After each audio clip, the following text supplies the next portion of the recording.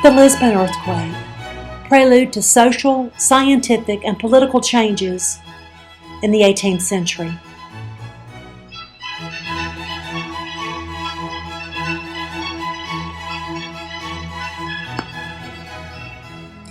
In 18th century Portugal, Lisbon enjoyed a prestigious status among Iberian cities.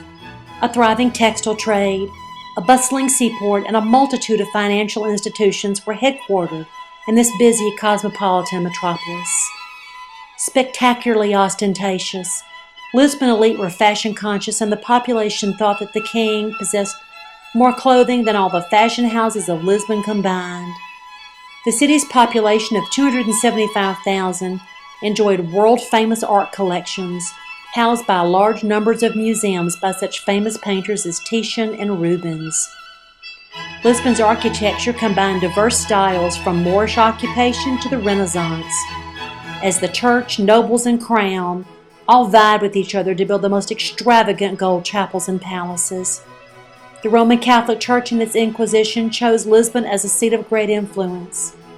Militarily powerful because of early explorations, the country developed great maritime prowess as Vasco da Gama had sailed to India and provided Portugal with a virtual monopoly on the spice trade.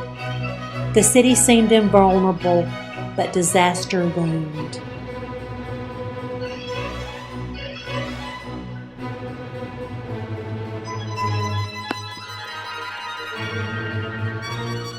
In the aftermath of an unexpected earthquake, Enlightenment thinkers created social, scientific, and political changes in the 18th century. All Saints' Day. The morning began as any other day of obligation. The church bells pealed, beckoning parishioners to their neighborhood worship sites, attired in festal array. Many thronged into the fashionable St. Vincent's Basilica in downtown Lisbon, with standing room only. The enormous crowd spilled out into the town square to hear Mass on this holy day of obligation. The sun shone out in full luster, the sky was clear, not the least signal of warning of the approaching event. The services began. The purple-robed priest began his liturgical chant, and the church began to lurch and sway as in a tempest. A strange, frightful sound was heard underground which resembled the hollow, distant rumbling of thunder. The bronze bells in the belfry reverberated. The crucifix above the altar fell, instantly killing the priest. Chandeliers swung wildly as the statues of the patron saints toppled from their resting places. The roof cascaded down upon the paralyzed and panicked crowd, crushing stunned parishioners all over town. Fallen rubble on dark, narrow, unpaved streets impeded or blocked escape routes. Disaster reigned. Lisbon had been struck with an earthquake that has been estimated to reach 9 on a Richter scale. Transformed into a city of horrors, one of Lisbon's survivors reported seeing buildings sway like corn in the wind. A cacophony of sounds, a grinding of stone against stone as buildings collapsed, created the most dreadful crunching noise anyone had ever heard. Whole blocks of houses reduced to rubble as Lisboans aimlessly wandered around.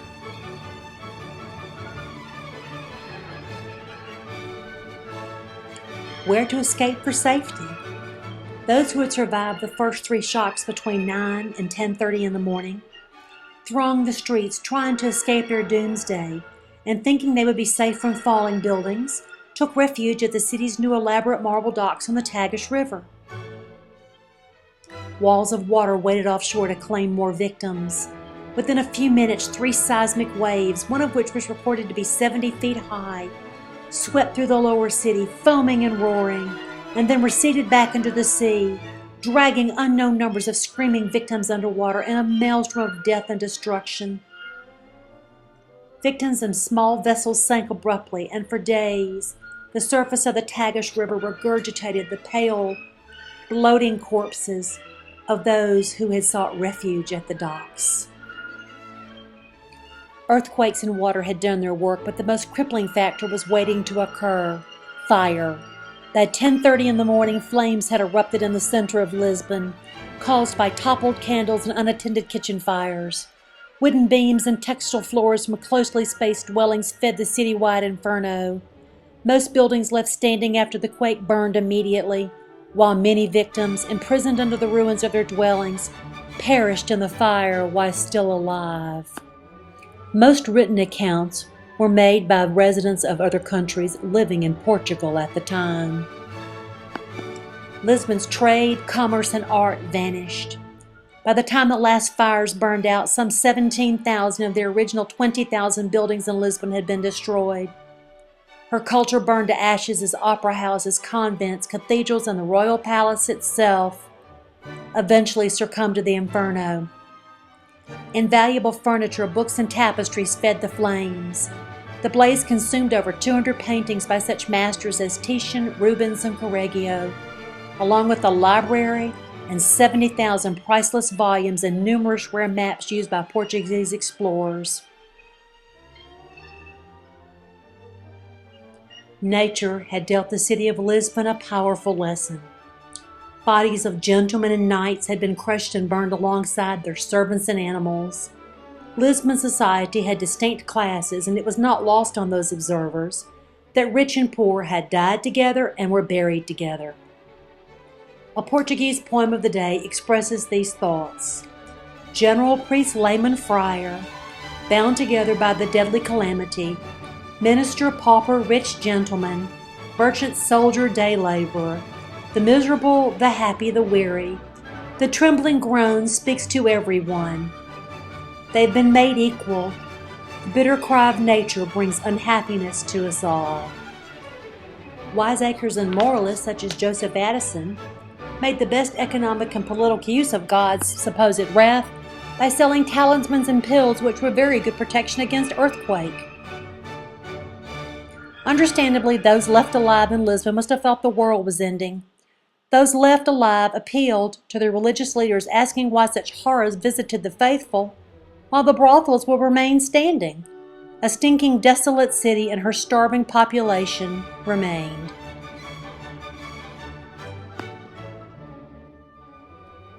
Portugal's King José had been spared from the catastrophe.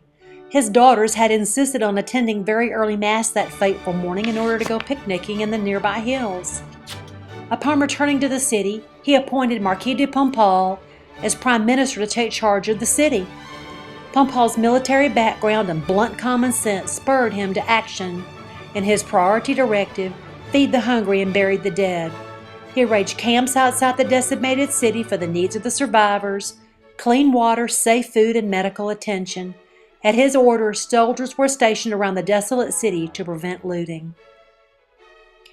Every disaster needs a scapegoat. The Jesuits, authors of the Inquisition in Lisbon, wasted no time in applying blame for the quake. Their leader, Malagrida, stirred up frenzy by comparing it to a biblical directive. Where to look? Believing that the city's tolerance of heretics was a prime reason for the disaster, the Jesuits began looking for those to blame in this event. All Catholics were required to turn in and denounce anyone who was among the disbelievers. The church distrusted any new Christians, as most had converted under duress either to save their lives or livelihoods. Most new Christians were former Jews. If they turned in other secret Jews, they were allowed to go free.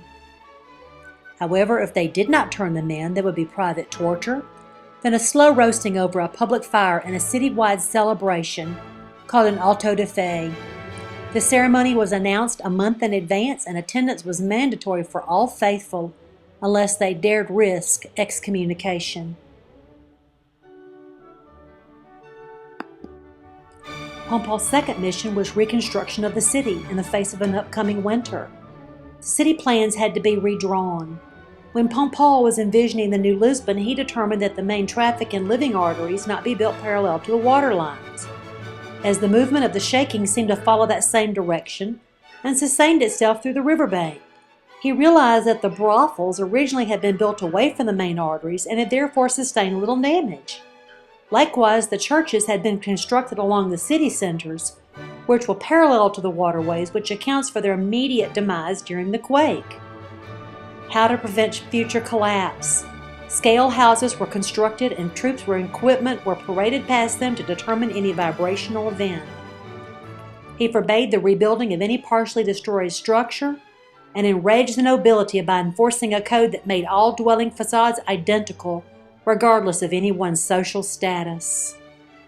Every building was 3 stories high with upturned eaves on its tile roofs, as this uniformity allowed for fast construction. This simplistic Baroque style is still known today as the stile pompelino. He then began to alienate the clergy. He declared that no church roof extend higher than that of surrounding buildings, and in redrawing the city, he placed the churches in less important areas to diminish their influence. The Jesuit clergy, led by Malagrida, took on the role as Pompal's antagonist to rebuilding, as the group of Jesuits decided that prayer and penitence, not community action, were best. The clerics preached such self-extreme acts of self-destructive penitence that Pompal became concerned that these acts would interfere and distract neighbors from the task of rebuilding and helping each other. No one directly opposed the church, as the Inquisition was in full force. Pompal saw the Jesuits in general and Malagrida in specific as ringleaders of counterproductive fear-mongering. When an assassin's attempt on the king's life failed, Pompal wasted no time in arresting all suspected nobility, including Malagrida. As a result, the king forbade all Jesuit activity, evicted them from the country, and confiscated all property for the crown, including the famed Jesuit university. This move allowed Portugal freedom from religious schools, and it became the first European country to establish secular schooling. Malagrida had his own inquisition. He was strangled and then roasted atop a ceremonial fire, as so many of his victims had been. Clearly, Pompal had used the earthquake as a central tenet to reduce the influence of church over daily life in his country. Pompal is still honored today for his rebuilding of the city of Lisbon, with a statue of himself in downtown Lisbon.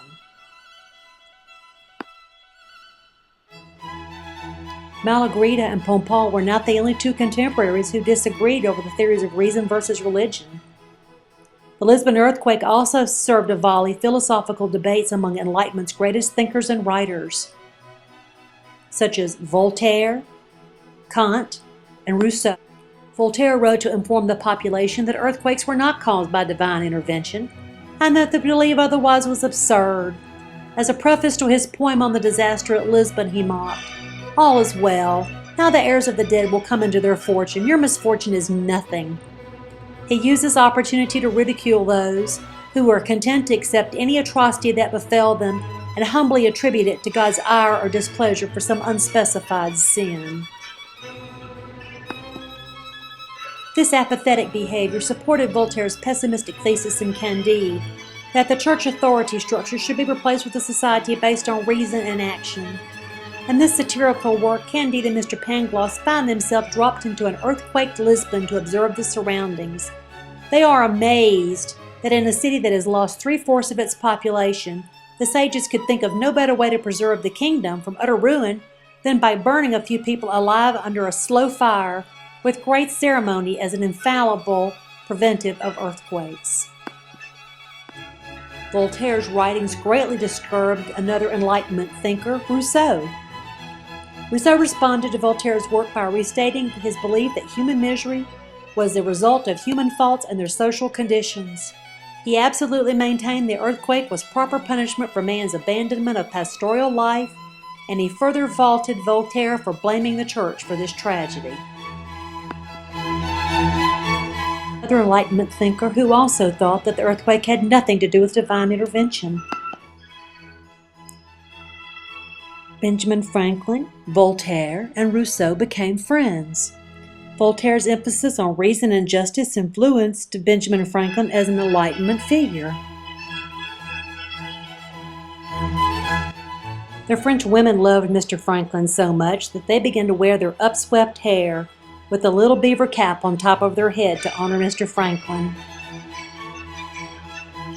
King Louis XV welcomed Franklin because they both hated all things English.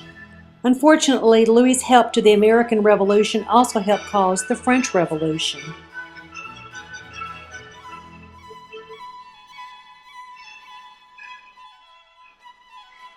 In France, Voltaire's condemnation of the church and the aristocracy helped to bring about the French Revolution by the storming of the Bastille.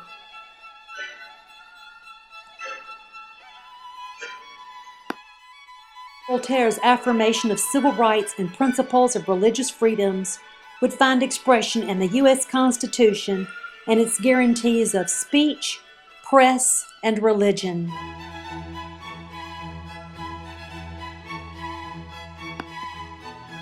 The Lisbon earthquake allowed Enlightenment thinkers to effect social, scientific, and political changes in the 18th century.